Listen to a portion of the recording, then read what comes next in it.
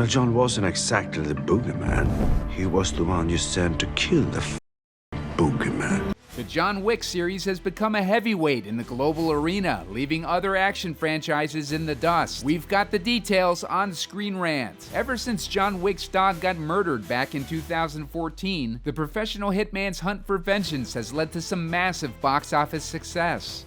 You stabbed the devil in the back and forced him back into the life that he had just left. Each subsequent installment in the world of the Baba Yaga has generated a higher gross than its predecessor, creating an entire underground universe in the process.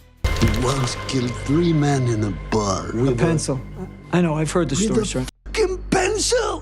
Who the can do that? Chapter 1 raked in $86 million off a $20 million budget. Success has snowballed from there, with the latest installment hitting $440 million at the global box office. In total, the series has earned over $1 billion, which has surpassed some other notable franchises, like Wonder Woman, Back to the Future, and Scream. But there is another notable franchise that John Wick has cast a shadow over, which has amassed $855 million. That franchise is the Expendables.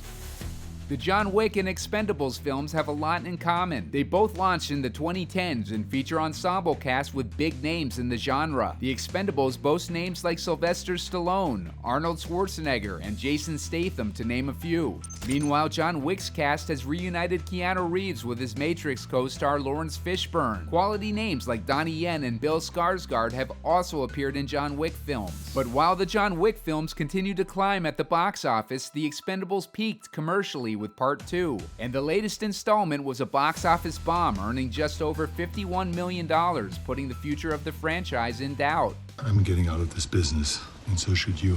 One major difference between the franchises has to do with the quality of creative direction behind them. The John Wick movies have all been helmed by Chad Stahelski, who has kept a consistent look and feel throughout the films. The vision behind the John Wick franchise has also led to critical success, with each film hitting at least an 86% tomato meter on Rotten Tomatoes. In contrast, the highest rated Expendables film was Part 3, which earned a 67% score. Audience scores have equally favored the John Wick movies. Stahelski's sensibility seems to connect with audiences consistently well, which is corroborated by the fact that The Continental, which he didn't direct, has not performed as well as the movies.